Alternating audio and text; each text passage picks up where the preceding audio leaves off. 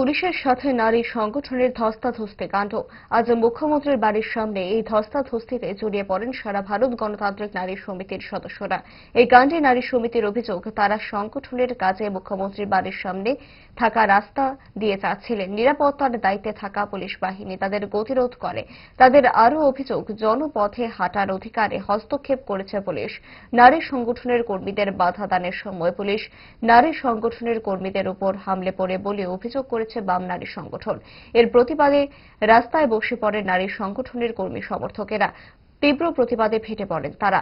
যদিও পরবর্তী সময়ে পুলিশ আধিকারিকদের অনুরোধ মেনে অবরোধ প্রত্যাহার করে নেয় নারী সংগঠনের সদস্যরা।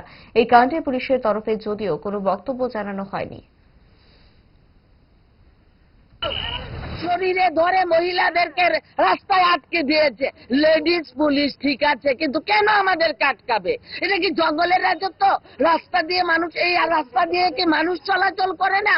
আমরা চলতে পারবো না। আমাদের কাছে ফ্ল্যাগ ছিল না, আমাদের কাছে স্লোগান ছিল না।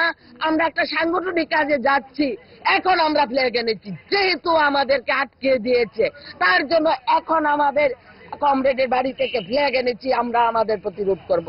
আজকে মহিলা ৭৫ বছরের মহিলাকে তাকে ঘরে ঢুকে খুন করে দেয়, তার সমস্ত জিনিস লুট করে নেয়। 14 মাসের শিশু সেখানে ধর্ষণ হয়, সেখানে গ্রেপ্তার নেই, শাস্তির ব্যবস্থা নেই। আজকে গোটা রাজ্য একটা অপরাধ নগরী হিসাবে আগরতলা চিহ্নিত হচ্ছে। এই জায়গায় পুলিশের কোনো ভূমিকা নেই, পুলিশকে সেভাবে কাজ করতে দেয় না স্বরাষ্ট্র দপ্তর।